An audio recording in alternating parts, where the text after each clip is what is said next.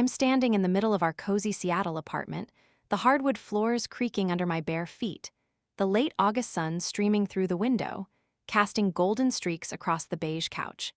The air filled with the scent of the lavender candle I lit to calm my nerves, my hands clutching a stack of wedding invitations, their cream envelopes crisp against my fingers, my heart racing with a mix of excitement and dread, my mind spinning with the argument that's been brewing for weeks. My name's Mia, I'm 31, a graphic designer at a small firm downtown, and I'm 3 weeks away from marrying Ethan, the man I thought was my forever. The man I thought understood me, the man I thought loved me unconditionally, the man I thought I'd never hurt, the man I thought I'd never lose. But now, as I stare at the invitation addressed to my ex, Caleb, I'm starting to wonder if I've made a terrible mistake, a mistake that could unravel everything, a mistake that could shatter my future, a mistake that could haunt me forever. Ethan and I met 2 years ago at a mutual friend's art gallery opening in Capitol Hill, the room buzzing with chatter, the walls lined with abstract paintings in fiery reds and cool blues, the air thick with the scent of cheap wine and expensive perfume. His charcoal suit catching my eye, his "you look like you" design a killer logo, Mia a playful line that made me laugh, a line that drew me in, a line that sparked something new, a line that ignited a flame, a line that started it all.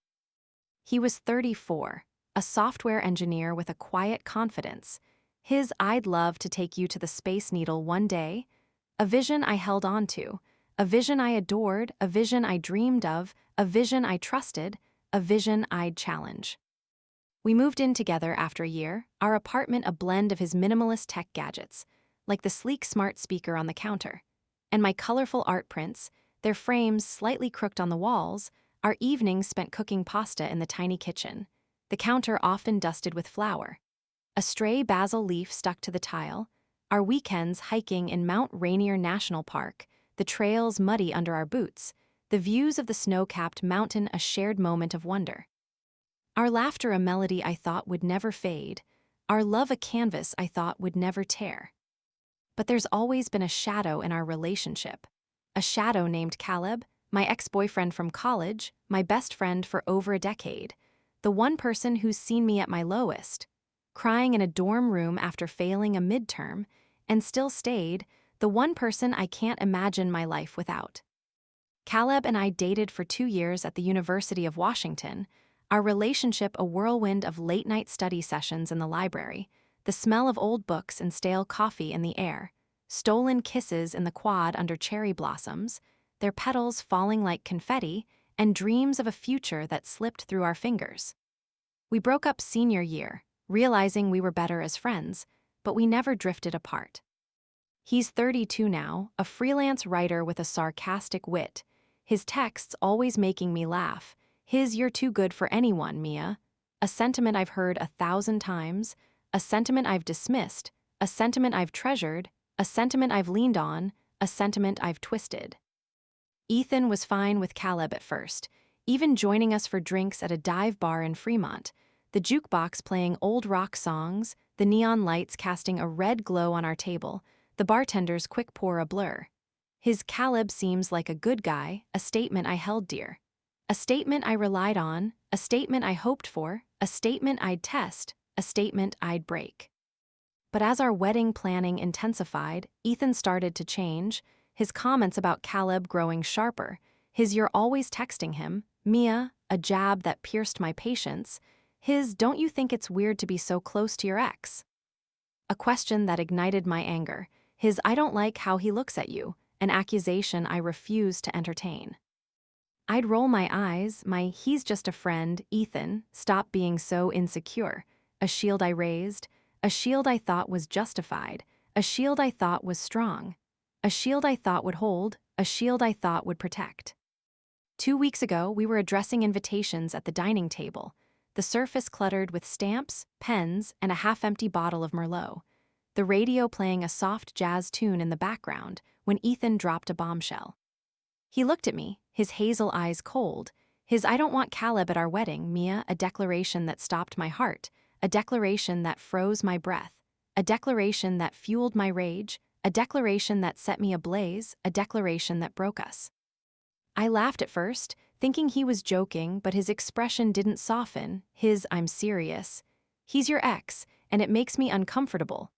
A line I couldn't cross, a line I couldn't honor, a line I couldn't respect, a line I'd defy, a line I'd shatter. I stood up, my chair scraping against the floor. You can't tell me who I can invite to my own wedding." "Ethan," a shout that echoed through the apartment. "My Caleb, been in my life longer than you have, a dagger I didn't mean to wield. A dagger that cut deeper than I intended. A dagger that drew blood I couldn't see." The argument escalated, our voices rising over the jazz on the radio, the lavender candle flickering as if it could sense the storm. You're being controlling." "Ethan, I thought you trusted me," a charge I hurled at him. His "I do trust you, but I don't trust him, Mia." A reply I refused to hear, a reply I rejected, a reply I dismissed, a reply I ignored, a reply I despised. I stormed into the bedroom, slamming the door, the sound a gunshot in the quiet night, my hands shaking as I grabbed my phone, my fingers typing a message to Caleb. "My Ethan doesn't want you at the wedding, can you believe that?" A spark I sent to ignite, a spark I sent to wound, a spark I sent to rebel, a spark I sent to triumph, a spark I sent to ruin. Caleb replied instantly, his "That's ridiculous. I'll be there, Mia. No matter what." A vow I seized, a vow I craved, a vow I exploited, a vow I twisted, a vow I'd regret. Before I addressed his invitation, I found an old box under the bed while looking for extra envelopes, its lid dusty. Its contents a time capsule from college, old photos, concert tickets, and a faded postcard from Caleb, sent during a summer he backpacked through Europe, the handwriting shaky but warm, the message simple. "Miss you, Mia. Wish you were here." My fingers traced the words, my heart swelling with nostalgia, my mind whispering memories of a simpler time, a time before Ethan, a time when Caleb was my everything, a time I couldn't let go, a time I wouldn't let go, a time I'd hold on to. That postcard sealed my decision. My Caleb deserves to be there. Ethan will just have to understand, a resolve I etched in stone. A resolve I couldn't shake, a resolve I couldn't question, a resolve I couldn't abandon, a resolve I'd regret. I addressed Caleb's invitation that night, the apartment silent except for the hum of the fridge, the moonlight filtering through the blinds, casting striped shadows on the wall, my heart heavy but my mind resolute, my defiance a flame I couldn't douse, my independence a banner I couldn't lower, my love a whisper I couldn't hear, my future a mirage I couldn't grasp. I slipped the envelope into the stack. If Ethan can't handle Caleb being there, that's his problem. A rationale I convinced myself was fair, a rationale I convinced myself was just, a rationale I convinced myself was necessary, a rationale I convinced myself was my right, a rationale I'd come to regret. I didn't tell Ethan, my silence a weapon I wielded, a weapon I hid, a weapon I sharpened, a weapon I'd use, a weapon I'd destroy with. It's the morning of our wedding, and I'm standing in a hotel suite in downtown Seattle. The skyline visible through the floor-to-ceiling windows, the Space Needle piercing the gray sky, the room filled with the scent of hairspray and roses, my white dress hanging on the door, its lace details shimmering in the soft light, the bodice adorned with tiny pearls, my hands trembling as I adjust my veil, my heart pounding with a mix of joy and fear, my mind racing with the secret I've kept, the secret I've nurtured. The secret I've guarded, the secret I've weaponized, the secret I'll unleash. I'm surrounded by my bridesmaids, their laughter a melody I can't join, "You look stunning, Mia," a compliment I can't feel, their excitement a stark contrast to the storm brewing inside me, a storm I can't quell, a storm I can't outrun, a storm I can't weather, a storm I can't survive. The past 3 weeks have been a whirlwind of final fittings. The seamstress's pins pricking my skin, cake tastings with Ethan's forced smiles, and seating charts that felt like battle plans, but also of arguments with Ethan, his "I'm serious about Caleb, Mia. I don't want him there," a refrain that haunted me, "You're overreacting. He's just a friend," a rebuttal I clung to, our voices echoing through the apartment, the tension a chain around my neck, the love a whisper I couldn't hear. The future a mirage I couldn't grasp.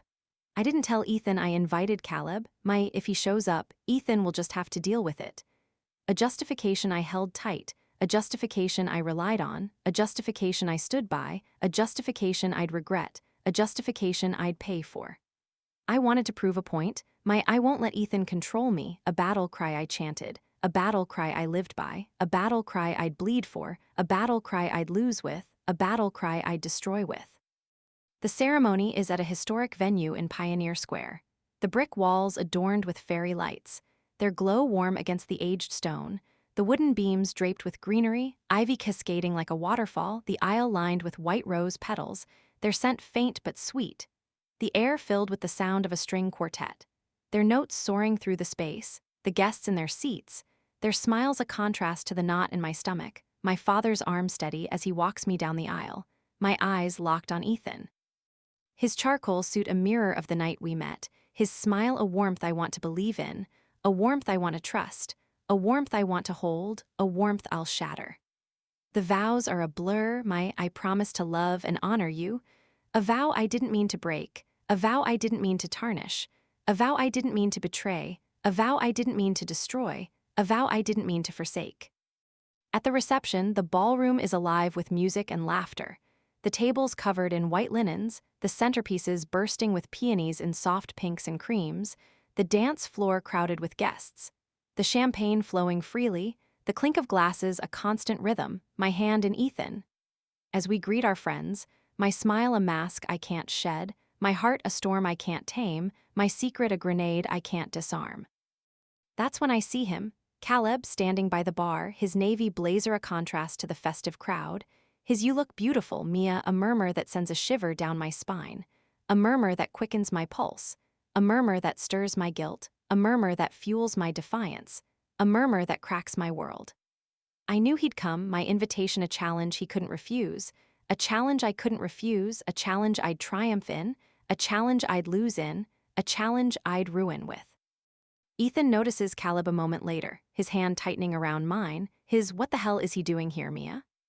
A question that slices through me, a question that wounds me, a question that exposes me, a question that undoes me, a question that condemns me.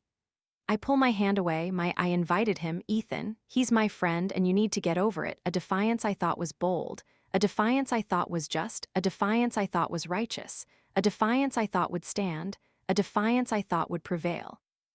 Ethan's face hardens, his "You invited your ex to our wedding after I specifically asked you not to." A revelation I can't dodge, a revelation I can't deny, a revelation I can't escape, a revelation I can't bear, a revelation I can't survive. The room feels smaller, the music fading into a dull hum, the guests, laughter a distant echo, my bridesmaids, glances a pressure I can't withstand, my mother's frown a verdict I can't ignore, my world a house of cards I can't save.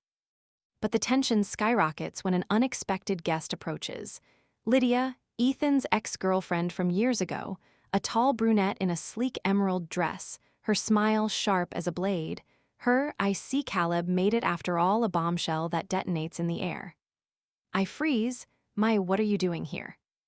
A question I can't keep in, her "Caleb invited me, we've been friends since you two broke up," a twist I didn't see coming, a twist that tightens the noose, a twist that deepens the wound, a twist that heightens the stakes, a twist that dooms us all. Ethan's eyes narrow, his "You brought my ex to our wedding, too?" A betrayal he can't process, a betrayal he can't forgive, a betrayal he can't forget, a betrayal he can't endure, a betrayal he can't overcome. I stammer my "I didn't know, Ethan," I swear, a plea that falls flat, a plea that rings hollow, a plea that fails, a plea that falters, a plea that fades. The argument escalates, our voices low but cutting, the tension a blade between us. My "You're making a scene at our wedding over nothing."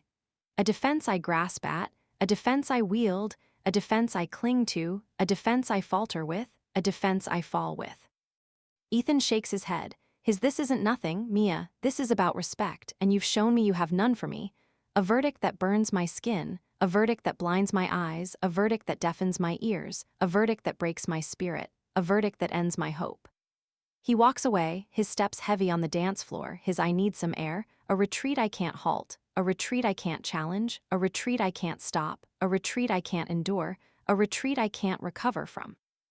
I turn to Caleb, my "I can't believe he's ruining our wedding over this," a distortion I tell myself, a distortion I tell him, a distortion I tell the world, a distortion I tell my soul, a distortion I tell my heart. Caleb takes my hand, his "You don't deserve this, Mia. Let's get a drink." A solace I fall into, a solace I crave, a solace I exploit, a solace I twist, a solace I'll regret. We head to the bar, the bartender pouring us shots of tequila, the liquid searing my throat, the alcohol dulling my guilt, the music a rhythm I can't hear, the night a blur I can't stop, the love a whisper I can't grasp, the future a mirage I can't reach. I don't notice the guests watching, their whispers slicing through the air there. She invited her ex and his ex to her wedding. A scandal I can't silence, a scandal I can't refute, a scandal I can't evade, a scandal I can't outlive, a scandal I can't outrun. It's 2 weeks after the wedding, and I'm sitting on the couch in our Seattle apartment, the beige cushions stained with spilled wine from last night, the lavender candle burned down to a puddle of wax, the hardwood floors cold under my feet, the silence a burden I can't lift, my hands clutching my phone, my heart heavy with guilt, my mind racing with regret, my soul fractured with shame, my life unraveling like a frayed thread, my dreams slipping through my fingers like sand. My world collapsing like a house of cards. Ethan hasn't spoken to me since the reception. His "I can't believe you did this, Mia," the last words he said before leaving the venue, his suitcase packed the next morning. His "I'm staying at my brother's, I need space," a dismissal that crushed me, a dismissal that devastated me, a dismissal that dismantled me, a dismissal that condemned me, a dismissal that destroyed me. The days after the wedding were a haze of tears and tequila, my bridesmaids.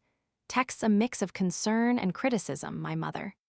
"You should have listened to Ethan, Mia," a reprimand I couldn't stomach, my father's silence a disapproval I couldn't face, my friends.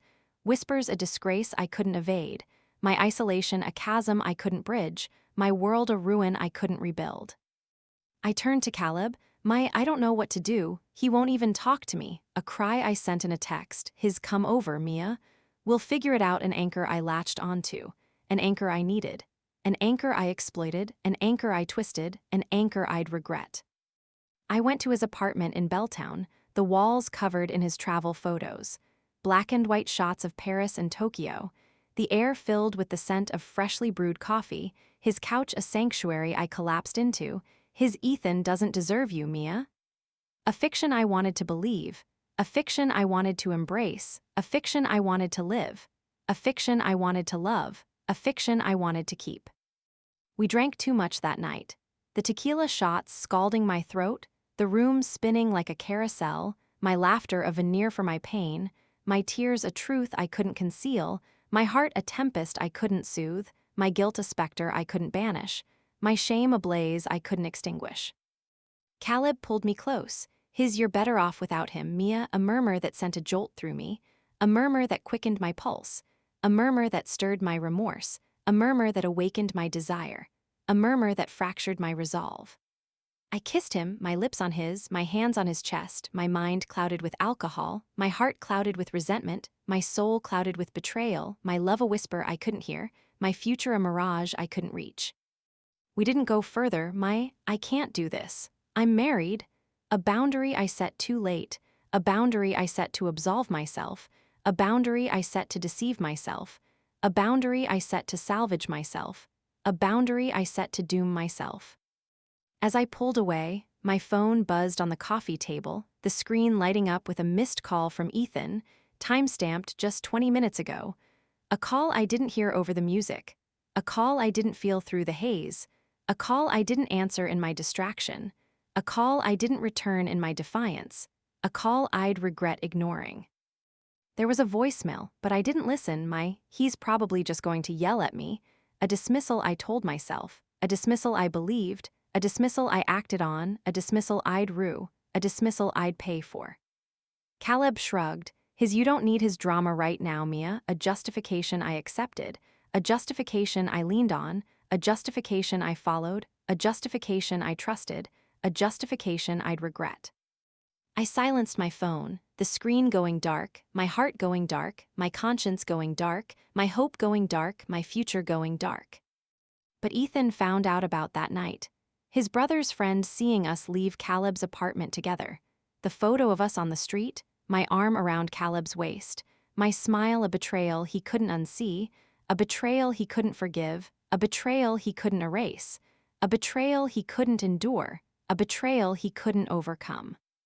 He came home the next day, his suitcase still packed, his "I know what happened with Caleb, Mia," a revelation that chilled my blood, a revelation that stole my breath, a revelation that shattered my lies, a revelation that ended my world, a revelation that stopped my heart.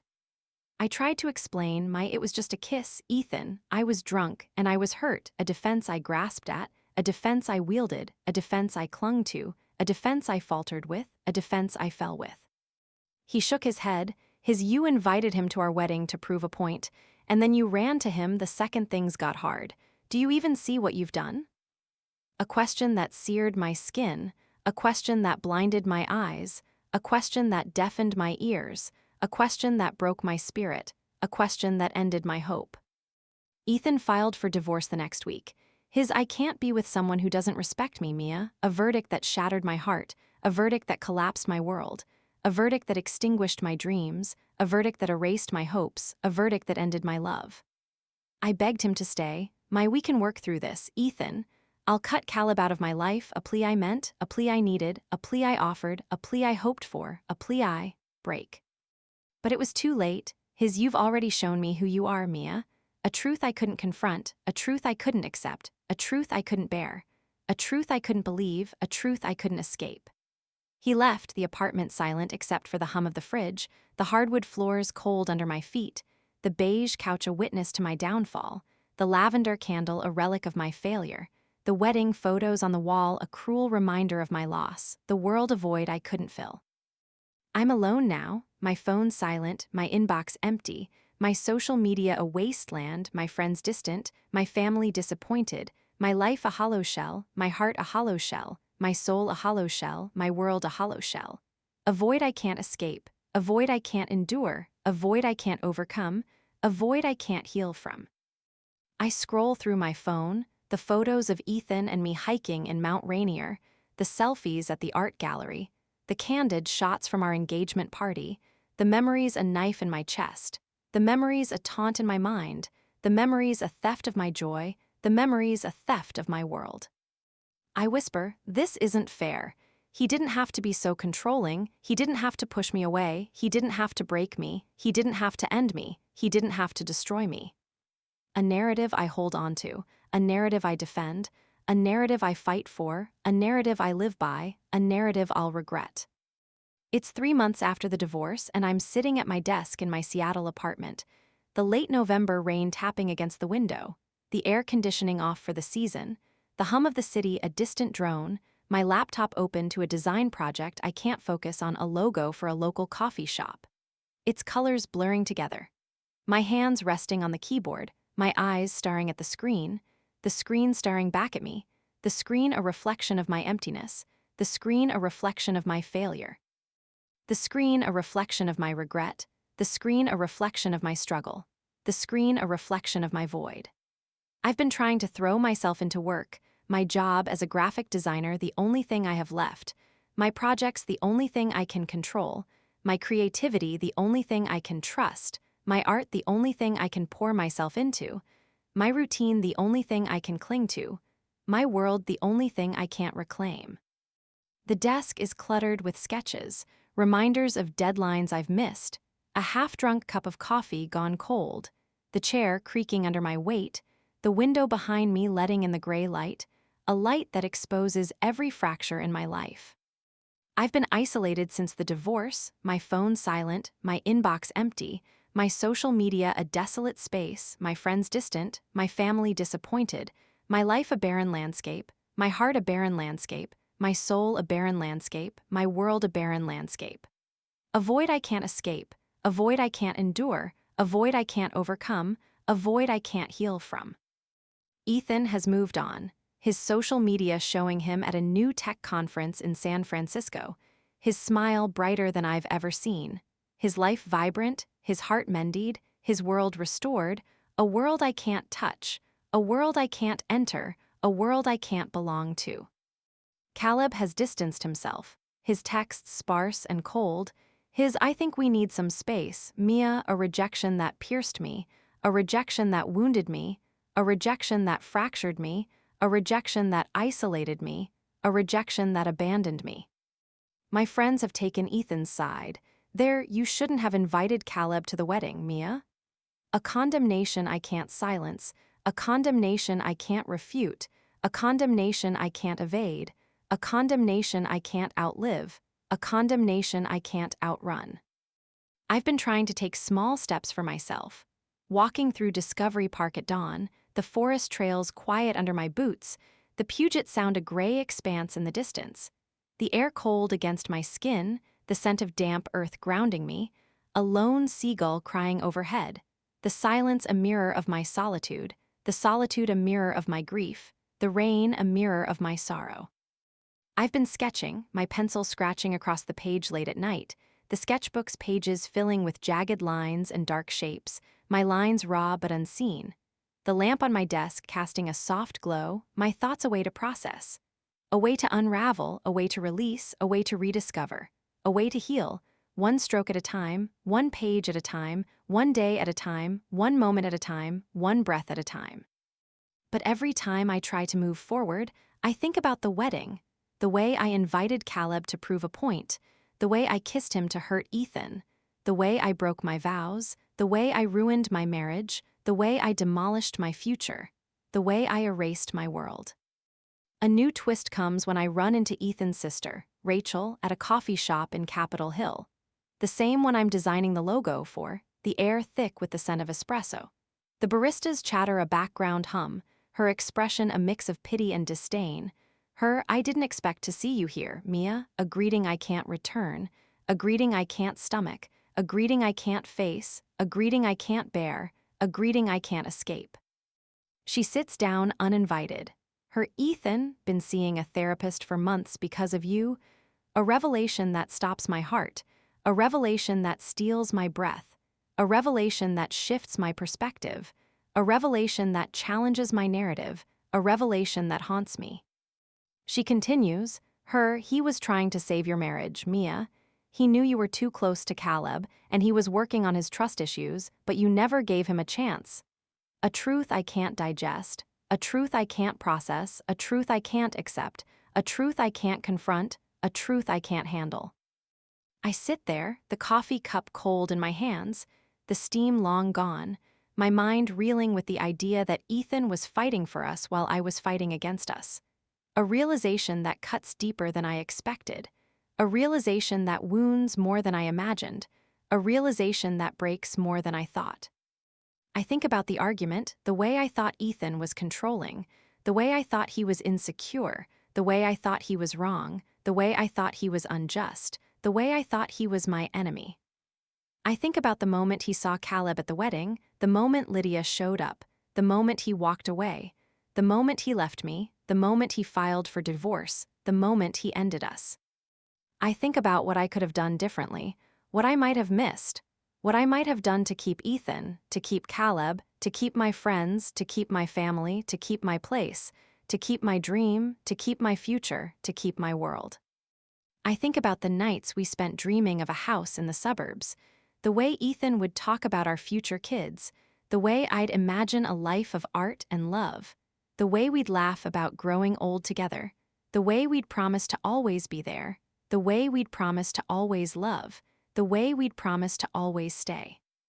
But then I stop, my hands clenching into fists, my tears falling onto the keyboard, my heart heavy with a different narrative, a narrative I can't release, a narrative I can't reject, a narrative I can't confront, a narrative I can't abandon, a narrative I can't escape. It's not my fault, it's his, it's Ethan. It's always been Ethan's. He never trusted me, never respected my independence, never loved me for who I am, never supported my friendships, never saw the real me, never gave me the space I needed. He made me feel trapped, made me feel suffocated, made me feel unloved, made me feel unseen, made me do what I did, made me hurt, made me break, made me fall, made me nothing. I stand up, the chair scraping against the floor, my tears falling, my voice breaking as I whisper. He took everything from me. He took my love, he took my life, he took my dream, he took my future. He took my world, and I'll never forgive him, I'll never forget him, I'll never let him go, I'll never let him win, I'll never let him have peace. I closed the laptop, the apartment silent, the city moving on outside, the rain still falling, the sky a dreary gray. The distant sound of a ferry horn on the sound a reminder of the world I've lost, my heart heavy but my mind resolute, my future uncertain but my anger unwavering, my pain a companion but my blame a fortress. My story unfinished but my resentment aflame, my strength a mask that's still holding, my hope a lie that's still flickering, my life a battle that's still raging. One day at a time, one breath at a time, one moment at a time, one heartbeat at a time, my anger, my blame, my resentment, my defiance, my refusal, my destruction, my damnation.